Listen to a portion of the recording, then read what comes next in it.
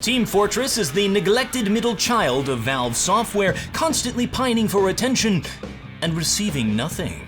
I guess Day of Defeat is already dead, rotting under the floorboards, and we don't talk about Ricochet. Over the past month, there's been a huge community movement to get Valve to fix the TF2 botting problem, so I logged into TF2 for the first time in years to investigate. Does TF2 have a botting problem?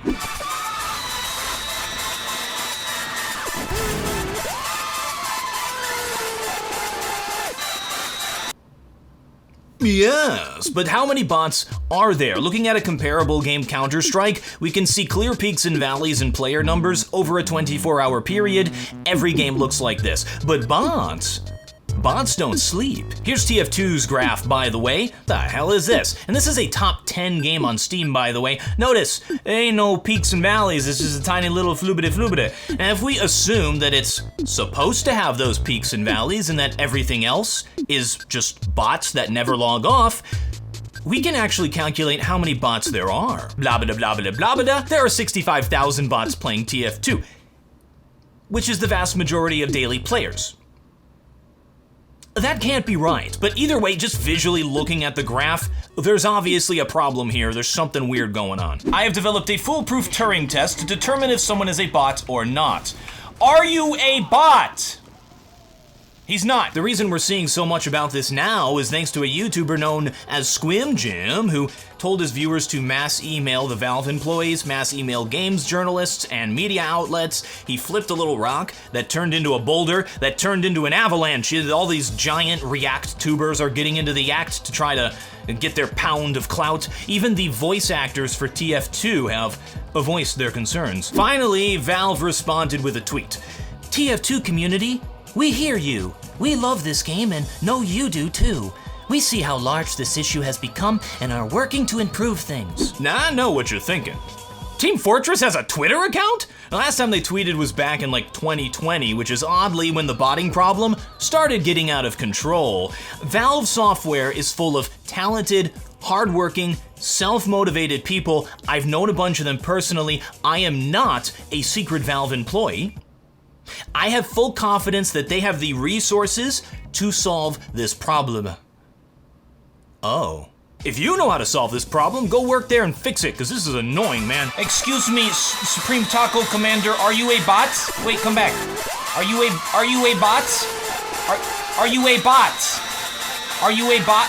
Is there a monetary incentive to bot in TF2? Are they AFKing for drops? When I looked into it, it certainly does not seem so. It looks like it's just malicious. It's just rage hackers trying to ruin people's day. It's essentially a DDoS attack where every single connection is a rage hacking mic spamming bot. Because they're bots, it could legitimately be one guy doing this or one group of people, and they're not really well-made bots, to be honest, so it doesn't look like they're trying to sell them or anything like that.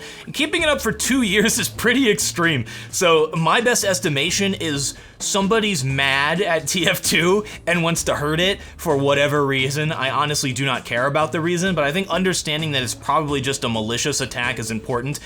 I think we all know who's responsible. Clara! Are you a bot? No, see, this guy said no, he's not a bot. Valve designed a system for Counter-Strike called VACnet. It's a machine learning algorithm that looks at demo information, determines if it's a blatant aim hacker or a bot or a spin botter, that sort of a thing, and then sends that demo to a human-reviewed system where a person decides whether to ban them or not, which tells me that Valve already has the technology within the company to automatically identify these cheaters and instantly ban them. So I'm just saying, the technology is there, they just have to apply it to TF2 and stop using the, I would say, antiquated VAC method of mass banning groups. Now, you don't want to hear this, but botting is possible in TF2 because it's a free-to-play game. I'm one of the suckers who bought TF2 for $40. Now, that used to be a lot of money. About a year ago, you could get a tank of gas. I think if a developer makes a free-to-play game, especially a multiplayer, online free-to-play game, they have a responsibility to develop systems to quickly and efficiently get rid of cheaters and bots, otherwise people are not going to want to play their game. Are you a bot? Dude, you do know they they can't respond to that, right? I've said this before, I'm sticking to it. I would rather have a game be pay to play, meaning you have an initial monetary barrier to get into the game. You're gonna keep a lot of those negative elements out just because of that. A good example of this is Overwatch. You pay $40 to play the game initially, so if somebody cheats and get banned, there's another $40 they gotta pay to get back into the game. On the other side of this, on the free-to-play spectrum, we have Valorant, which I don't think I've met more than 2 cheaters the entire time I've played the game. There isn't a lot of that negative element when you play it. It has an extremely powerful but also extremely intrusive anti-cheat. There's a trade-off there, but what they're doing is working. Valve can't have it both ways. They can't go back to that pay-to-play monetization structure. The genie's out of the bottle, which is unfortunate because I think as the TF2 community is right now, which is smaller and more dedicated, is what happens as games go on and get older and older. You have a lot of the casual, less interested players leave and go somewhere else, and then you have more of the hardcore audience stay who really appreciate the game on a deeper level. That's where TF2 is. It's a 15-year-old game, for crying out loud.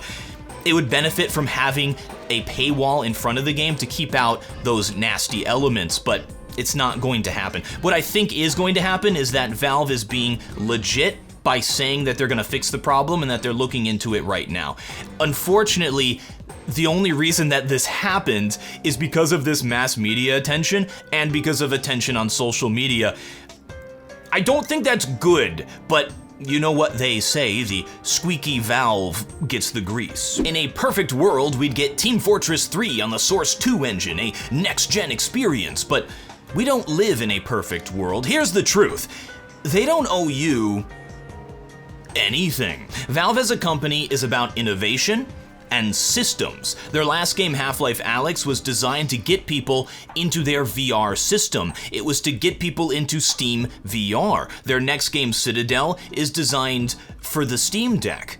Team Fortress 2, Counter-Strike, Dota 2, these games exist to get people into the Steam ecosystem. If Team Fortress 2 no longer does that, and Valve would have the numbers to show whether it did or didn't, then why, from a business perspective, would they allocate the resources to that game? It would be a waste of money. What I find super funny is that I see people in the TF2 community, this may just be comments on YouTube or something, saying like, oh, let's stop buying the monetization, let's stop doing the microtransactions.